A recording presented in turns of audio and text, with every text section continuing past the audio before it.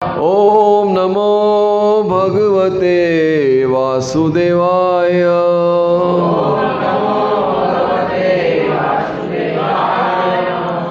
ओम अज्ञानतिमिरन्धस्य ज्ञानञ्जनशलाकया चक्षुरुन्मिलितं येन तस्मै श्रीगुरवे नमः। श्रीचैतन्यमनोभीष्टं स्थापितं येन भूतले स्वयं रूप कदा मह्यं ददाति स्वपदान्तिकं। वन्देऽहं श्रीगुरो श्रीयुतापदकमलं श्रीगुरून् वैष्णवांश्च श्रीरूपं साग्रजातं सगणरघुनाथान्वितं तं सजीवं साद्वैतं सावधूतं परिजनसहितं कृष्णचैतन्यदेवं श्रीराधा कृष्णपादान् सगणललिता श्रीविशाखान्वितांश्च। हे कृष्ण करुणा सिंधु दीनबंधु जगत्पते गोपेश गोपिका कांत राधा कांत नमोस्तुते। तप्त कांचन गौरांगी राधे वृंदावनेश्वरी वृषभानुसुते देवी प्रणमामि हरिप्रिये। वाञ्छाकल्पतरुभ्यश्च कृपा सिन्धुभ्यैव च पतितानां पावनेभ्यो वैष्णवेभ्यो नमो नमः। जय श्री कृष्ण चैतन्य प्रभु नित्यानंद श्री अद्वैत गदाधर श्रीवास आदि गौर भक्त वृंद। हरे कृष्णा कृष्णा कृष्णा हरे हरे हरे राम राम राम हरे हरे। हरे कृष्णा कृष्णा कृष्णा हरे हरे हरे राम राम राम हरे हरे। हरे कृष्णा कृष्णा कृष्णा हरे हरे हरे राम राम राम हरे हरे।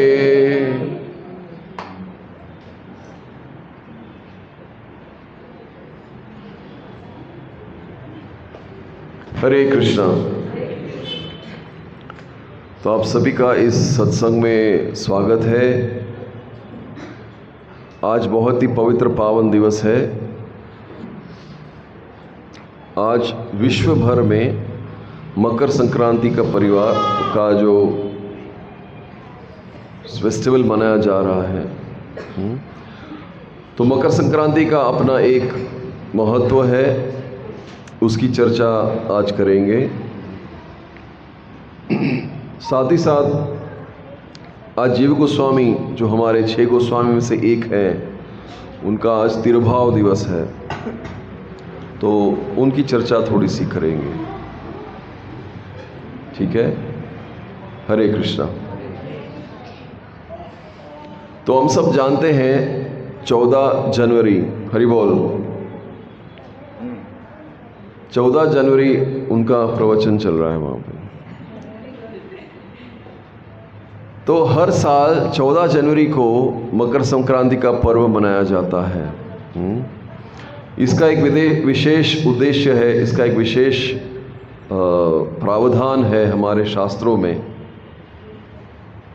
देखिए, कभी आपने सोचा है कि जैसे दिवाली का पर्व हो गया या कोई और पर्व हो गया, वो सब अलग अलग दिन में आते हैं हिंदू कैलेंडर के हिसाब से, वैष्णव कैलेंडर के हिसाब से। लेकिन मकर संक्रांति हर साल 14 जनवरी को ही क्यों आता है? ये कभी ऊपर नीचे नहीं होता। 14 जनवरी कोई भी कैलेंडर हो, 14 जनवरी को मकर संक्रांति मनाते हैं, चाहे वैष्णव कैलेंडर हो चाहे और कोई कैलेंडर हो। क्यों? इसका कोई कारण बता सकता है क्यों ऐसा है? अलग अलग पर्व जो है वो अलग अलग तिथियों पे आते हैं। जैसे कार्तिक मास इस वर्ष कब शुरू होगा, कब, वो सब अलग अलग डेट है।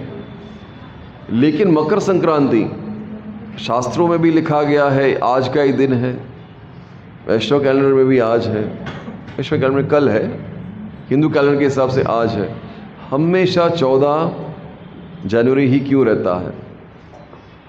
कभी सोचा है?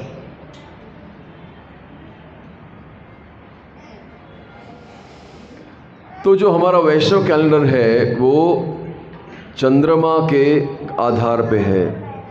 जैसे चंद्रमा जो है कृष्ण पक्ष से लेके शुक्ल पक्ष तक जाता है। कृष्ण पक्ष होता है जहाँ पे चंद्रमा पूर्णिमा से अमावस्या तक जाता है, और शुक्ल पक्ष होता है जब चंद्रमा जो है अमावस्या से पूर्णिमा तक जाता है। तो इस तरह से ये जो 28 दिन है उसका एक माह बताते हैं, 14 दिन ये और 14 दिन ऐसे। तो हमारा जो वैष्णव कैलेंडर है वो चंद्रमा के ऊपर आधारित है। लेकिन मकर संक्रांति क्या है? मकर संक्रांति वो दिन है जिस दिन सूर्य जो है दक्षिणायन से उत्तरायण की तरफ मार्ग अपना लेता है। आज शुरुआत करता है सूर्य जो है दक्षिण से लेके सूर्य उत्तर तक जाने का जो प्रवास है वो आज शुरू होता है। तो ये सूर्य पे आधारित है, ये चंद्रमा पे आधारित नहीं है। और चूंकि हमारा इंग्लिश कैलेंडर सूर्य पे आधारित है, इसलिए हर वर्ष 14 जनवरी को मकर संक्रांति का पर्व मनाते हैं, क्योंकि ये सूर्य पे आधारित है।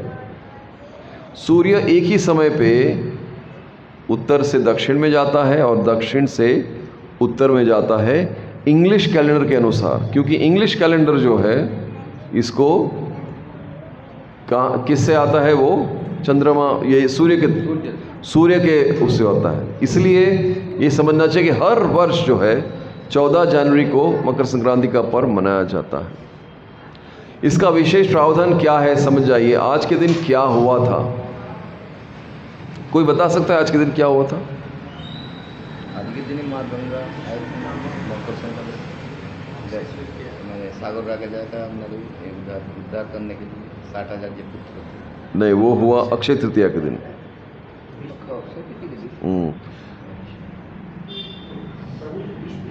भीष्म पितामह आज जो है अपना शरीर जो है, भीष्म पितामह को वरदान मिला था कि वो स्वेच्छा से मृत्यु को प्राप्त कर सकते हैं, वो जब चाहे अपना शरीर छोड़ सकते हैं, वो उनको वरदान मिला था। देखिए, आज हम भीष्म पितामह के बारे में थोड़ी सी चर्चा करेंगे। ये बहुत ही प्रसिद्ध व्यक्तित्व है हमारे वैष्णव समाज में। भगवान के 12 महाजन हैं और ये 12 महाजनों में से एक है भीष्म पितामह। महाजन कौन कहलाते हैं? महाजन है जो भगवान के अंतरंग पार्षद हैं, जो भगवान को बहुत अच्छे से जानते हैं और जो भगवान की चर्चा दूसरों के साथ कर सकते हैं, भगवान का भाव जानने वाले हैं। 12 महाजन है, उसमें से एक महाजन है भीष्म पितामह। आप सबको महाभारत तो पता ही है। भीष्म पितामह कौन थे? भीष्म पितामह हस्तिनापुर के रक्षक थे। वो कभी राजा नहीं बने, राजगद्दी पे नहीं बैठे, लेकिन हमेशा हस्तिनापुर के हितैषी रहे अंत तक, शरीर त्यागने तक। उनको पता था दुर्योधन गलत कर रहा है, लेकिन उनका वचन था अपने माता पिता को कि वो हस्तिनापुर की रक्षा करेंगे। और आजीवन ब्रह्मचर्य का पालन किया। वो क्यों किया, उसकी भी एक अलग लीला है। हाँ, उनके पिताजी को दूसरा ब्याह करना था। जब दूसरा ब्याह उनके पिताजी ने किया तो उनकी जो दूसरी माता थी उसने कहा कि अगर राजगद्दी मिलेगी तो मेरे पुत्र को मिलनी चाहिए, आपके पुत्र को नहीं। और उसके बाद भी मेरे ही पुत्रों को मिलनी चाहिए। इसलिए पिताजी ने कहा कि आपको एक वचन देना होगा कि आप कभी ब्याह नहीं करेंगे। समझ जाइए। इसलिए आजीवन वो ब्रह्मचर्य का पालन उन्होंने किया। और जो आजीवन ब्रह्मचर्य का पालन करता है उसकी चेतना बहुत ही शुद्ध रहती है, उसकी चेतना अलग स्तर पे रहती है और वो भगवत ज्ञान को जल्दी से समझ पाता है। ऐसा शास्त्रों में उल्लेख है। उसका कारण भी बताया गया है शास्त्र में, ऐसा क्यों है। जो व्यक्ति ब्रह्मचर्य का पालन करता है बहुत ही कठोरता से, उसके अंदर ब्रह्म ज्ञान आना बहुत आसान है, बहुत ही सरल है। हाँ, तो ये बहुत ही पावरफुल क्या कहते हैं हिंदी में, शक्तिशाली व्यक्तित्व है हमारे भीष्म पितामह।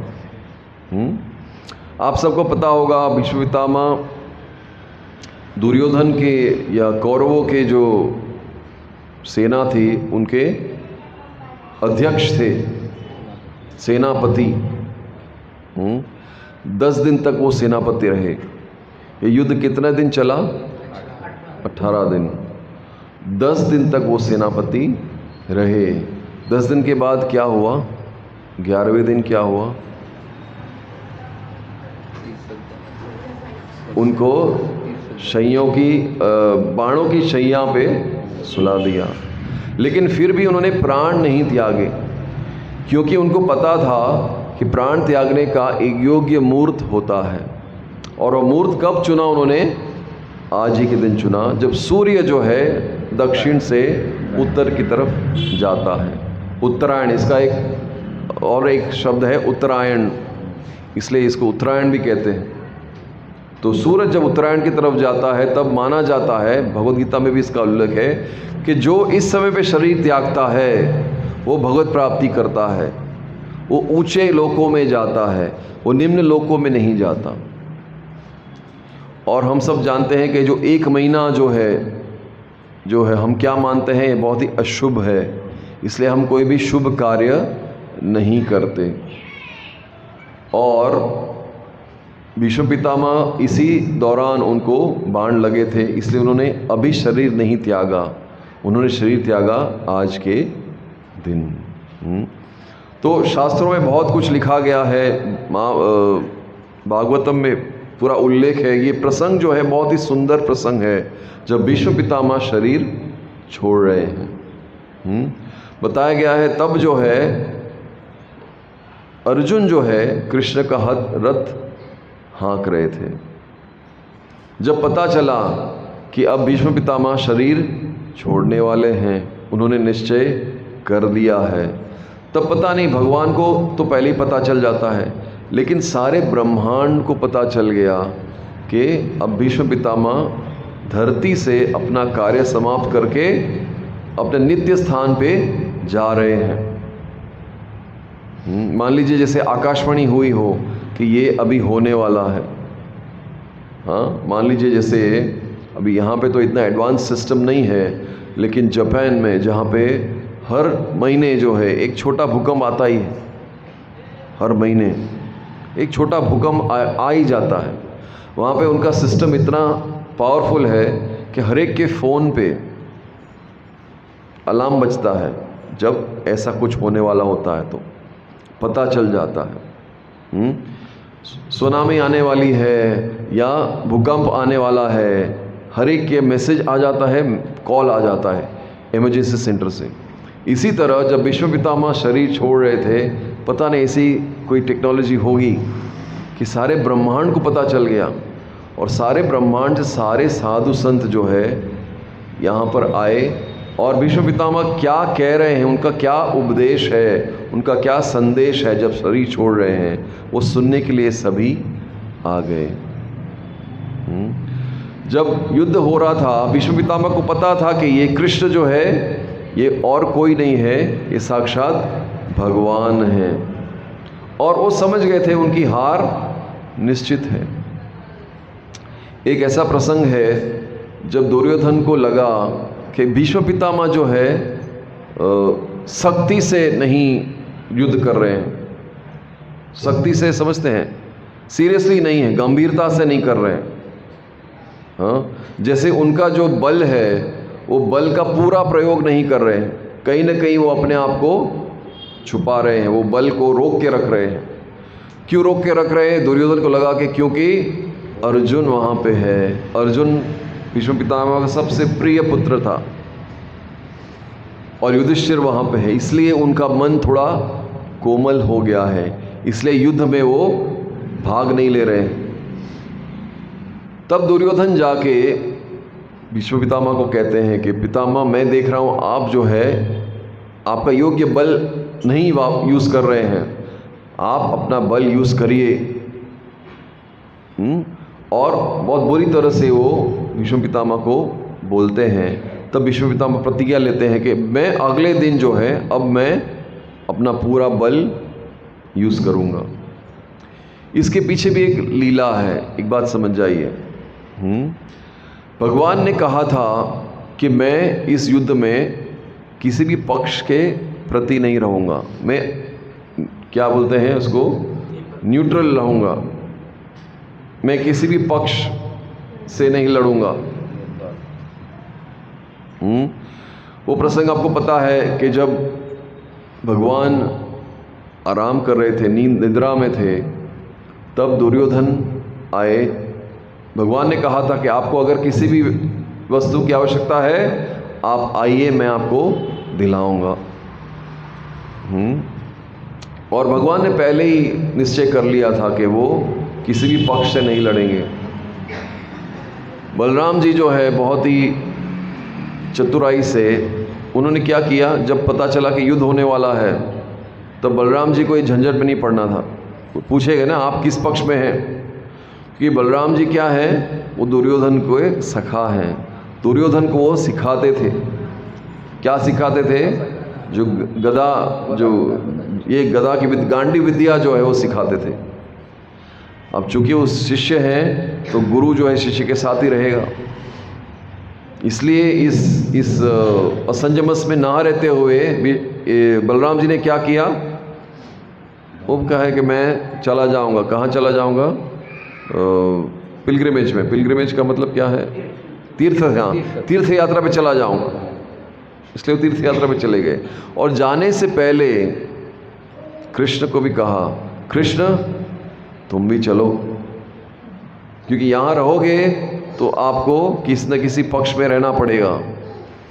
तब भगवान ने कहा, दाऊ जी आप चिंता मत करिए, मैं किसी पक्ष में नहीं रहूँगा, ये मेरा वचन है, लेकिन मैं यहाँ रहूँगा क्योंकि अर्जुन को मेरी आवश्यकता पड़ेगी, वो मैं समझ रहा हूँ।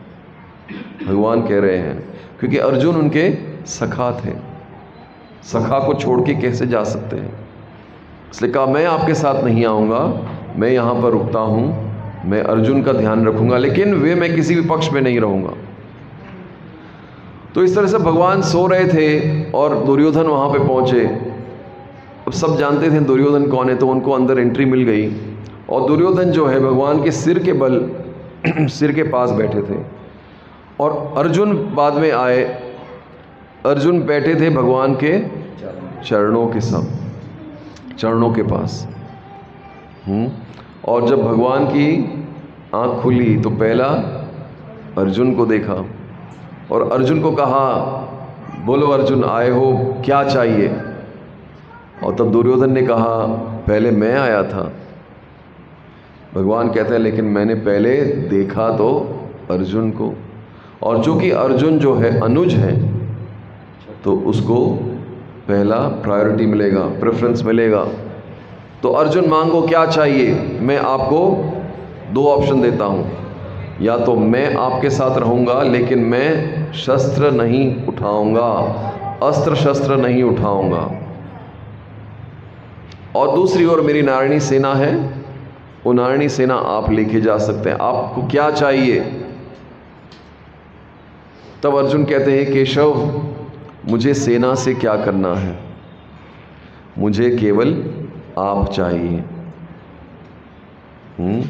और दुर्योधन मन ही मन खुश हो गए, लेकिन व्यक्त नहीं किया, और कहा ठीक है जैसा अर्जुन चाहते हैं, अनुज है, उसको मैं, आप उनके साथ रहिए, मुझे आपकी सेना दे दीजिए। जब दुर्योधन चले गए, खुश होके, हर्षित होके चले गए, तब कृष्ण ने पूछा कि अर्जुन आपको तो मैंने ऑप्शन दिया था, आप मांग सकते थे सेना को, आपका बल और बढ़ जाता। तब अर्जुन कहते हैं कि हे केशव, जहाँ आप हैं वहाँ बल ही बल है, हमें और किसी बल की आवश्यकता नहीं है, जहाँ आप हमारे साथ हैं। ये बहुत ही बड़ी सीख है हमारे लिए।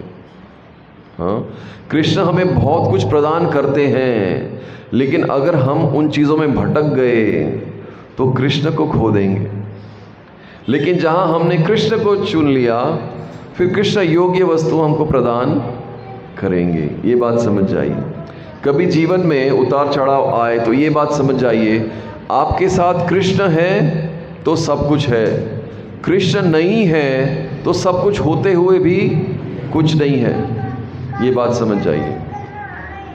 हाँ, तो इस तरह से ये प्रसंग बहुत ही सुंदर है, इसलिए इसका वर्णन किया। तो इस तरह से भगवान जो है ये अर्जुन के कौन बने? सारथी बने। और अगले दिन जब भीष्म पितामह को लगा कि नहीं, अब मुझे युद्ध करना चाहिए, भगवान का वचन था कि मैं अस्त्र नहीं उठाऊंगा।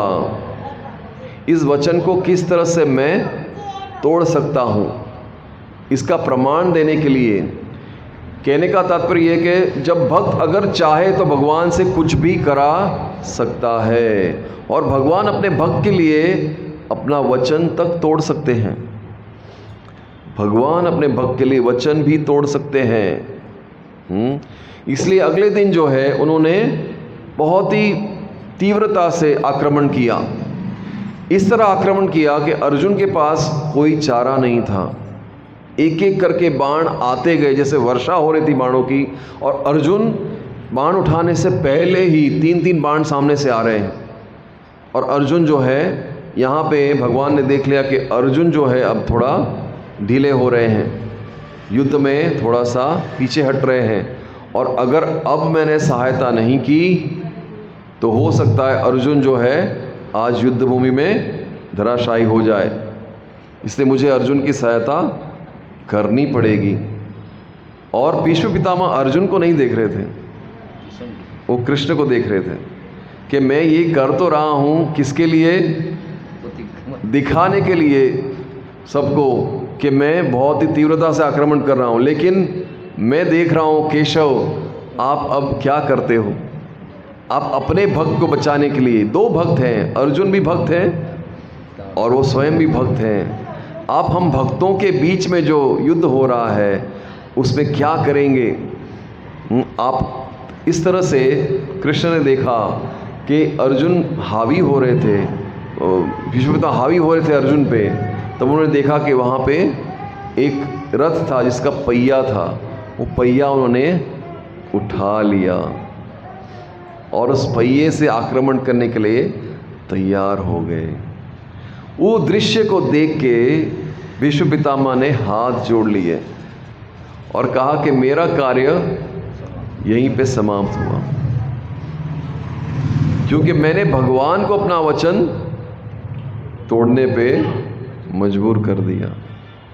और इस तरह से पूरी तरह से समर्पित हो गए। और फिर जो है अर्जुन ने बाणों से शैया को तैयार किया और भीष्म पितामह उस शैया पे सो गए। तो ये बहुत ही सुंदर प्रसंग है जहाँ पे भीष्म पितामह और भगवान के बीच में किस तरह का संबंध है।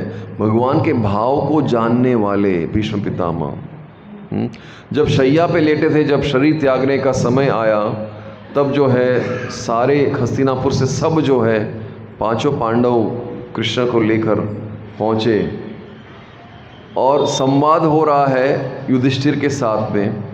और वहीं पे जो है भीष्म पितामह ने आंखें कहाँ टिका दी? सबको देख रहे थे, लेकिन अंत में आंखें कहाँ टिकाई? कृष्ण के ऊपर। और सबको कहा कि ये जो है ना, ये कोई साधारण व्यक्ति नहीं है, ये स्वयं भगवान है। सबको भगवान का परिचय दिलाया और फिर इसी अवस्था में भगवान को देखते हुए शरीर को छोड़ दिया। कितना सुंदर उनका मृत्यु है। भगवान वहाँ पे साक्षात खड़े हैं और इस तरह से शरीर छोड़ दिया। इसलिए हमें भी इससे सीखना चाहिए, अगर मृत्यु हो तो ऐसी हो। हाँ, एक चीज़ है, हमको इच्छा मृत्यु नहीं है। हाँ, हम स्वेच्छा से मृत्यु को प्राप्त नहीं कर सकते। लेकिन हमारा प्रयास रहना चाहिए कि उस समय, हाँ एक भजन है ना, इतना तो करना स्वामी जब प्राण तन से निकले। हमारी चेतना इस तरह से विकसित हो कि हमें आभास हो जाए, और उस आभास के बाद अगर हमारे इर्द गिर्द, अगर हमारे आसपास, अगर हमारे कर्ण में, अगर हमारे मुख में कुछ भी हो तो केवल और केवल कृष्ण का नाम हो। इसी प्रयास के लिए हम बार बार कहते हैं ध्यान पूर्वक जप करिए, ताकि इस आनंद में, जो आनंद है वो किसी आनंद में नहीं है। हाँ, इसलिए हम क्या कहते हैं, हमेशा जब भी आपका मन खाली हो, आपके पास कोई कार्य नहीं हो, मन को कोई कार्य नहीं हो, अभी तो मन में कार्य है ना, कार्य क्या है अभी क्या कार्य है, आप लेक्चर सुन रहे हैं। लेकिन जब मन में कार्य नहीं है, खाली बैठे हैं या कोई प्रवृत्ति नहीं है, तो क्या करना चाहिए, मन ही मन हरे कृष्णा कृष्णा कृष्णा हरे हरे, हरे राम राम राम हरे हरे, हरे कृष्णा कृष्णा कृष्णा हरे हरे, हरे राम राम राम हरे हरे, हरे कृष्णा कृष्णा कृष्णा हरे हरे, हरे राम राम राम हरे हरे। यही हमारा धन है जो हम यहाँ से लेकर जाएंगे, और कुछ यहाँ से नहीं जाएगा। मोबाइल फ़ोन प्लीज़ बंद कर दीजिए, आप आने से पहले मोबाइल बंद कर दीजिए प्लीज़।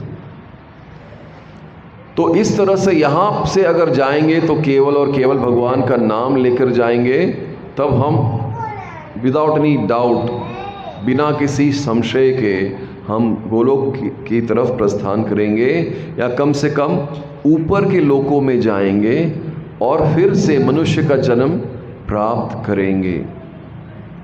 देखिए, अब यहाँ पे पहुँच के नीचे नहीं जाना है। जैसे बच्चा जो है 5th स्टैंडर्ड में जाता है, फिर 6th में जाने की चेष्टा करता है, ना कि 5th पे रहे। चलिए 5th पे रह गया तो भी ठीक है, 4th में नहीं जाना चाहिए, 3rd में नहीं जाना चाहिए। इसी तरह ये मनुष्य योनि जो मिली है, उसके ऊपर का स्तर क्या है, हम भगवान के दास हैं, भगवान की सेवा में लगे। इस तरह से हमारा जीवन बिताएं, इसी कामना से हमें हमारा जीवन व्यतीत करना चाहिए। ठीक है, तो आज हम सब एक प्रतिज्ञा करेंगे। क्या प्रतिज्ञा करेंगे? भीष्म पितामह को याद रखते हुए कि उनकी जो शिक्षाएं हैं उनको हम मन में धारण करेंगे। उनकी शिक्षा, उनकी जीवनी में से पहली शिक्षा क्या मिलती है कि जीवन जो है तप है, कठोर तप से गुजरे हैं। देखिए, आजीवन ब्रह्मचर्य का पालन करना, हाँ मैं नहीं कह रहा हूँ ब्रह्मचर्य का पालन, लेकिन मैं बोल रहा हूँ निष्ठापूर्वक भगवान की सेवा में लगे रहना, पूरी निष्ठा से। जानते थे कि हस्तिनापुर उनसे छूट जाएगा, वो नहीं जीत पाएंगे क्योंकि सामने कृष्ण है। कृष्ण निहत्य भी आ जाएंगे तो भी बहुत है, लेकिन फिर भी उन्होंने डटकर, इसी तरह से माया बहुत शक्तिशाली है। हम जानते हैं कभी न कभी माया से हम हार भी सकते हैं, लेकिन फिर भी हमारी लड़ाई हर रोज़ जारी रहनी चाहिए। एवरी डे, एवरी सेकंड, हर सेकंड माया हमको क्या कर रही है? भटका रही है। जब तक हम भगवान का नाम ले रहे हैं, जब तक भगवत चर्चा कर रहे हैं, तब तक मन जो है इस चर्चा में लीन रहता है। लेकिन हरि बोल हो गया, लास्ट हरि बोल के बाद मन भी हरि बोल हो जाता है, तब याद आता है सब कुछ। जैसे प्रभुपाद जी कहते थे, हम पिक्चर देखने जाते हैं सिनेमा हॉल में, हाँ, तब क्या देखते हैं? वहाँ पे हीरो के साथ ऐसा हो रहा है, हीरोइन के साथ ऐसा हो रहा है। हम पिक्चर में इतना मग्न हो जाते हैं, हमें लगता है हम भी वहाँ पे भाग ले रहे हैं, रोते हैं, हंसते हैं, वहाँ पे कोई रोना का सीना, रोते हैं, हंसते हैं। लेकिन जैसे पिक्चर ख़त्म हो गया, बोलते चलो अभी बस नहीं मिलेगी। अरे अब आधा घंटा पहले इतना रो रहे थे, आधा घंटा पहले इतना हंस रहे थे, अभी जो है तुरंत क्या हो गया? मन जो है तुरंत। इसलिए जो है मन को पकड़ के रखना है। किस तरह से हमारा सत्संग नित्य चालू ही रहे, यहाँ से छूटने के बाद भी हमारी चर्चा अगर कोई हो तो भगवत चर्चा हो। हाँ, इसका मतलब ये नहीं है कि कल सब छोड़ के निकल जाओ, ऐसा नहीं होना चाहिए, लेकिन जहाँ तक हो सके भगवत चर्चा करनी चाहिए। ये हमारे अंदर हमें अब से पालन करना, ये पहली वस्तु हो गई, प्रतिज्ञाबद्ध होना। दूसरा क्या हो गया? भगवान के सामने पूर्ण समर्पण, पूरी तरह से समर्पण, 100% समर्पण, ये भाव हमारे अंदर रहना चाहिए। जो कर रहे हैं वो भगवान कर रहे हैं, वो समझ जाइए। हमारे जीवन में जो भी हो रहा है वो कौन नियंता है, नियंत्रण कौन कर रहा है? भगवान कर रहे हैं। इसका अर्थ ये नहीं कि सब कुछ उन पे छोड़ देना है, हमें अपना प्रयास करना है, लेकिन बाद में छोड़ देना है भगवान पे।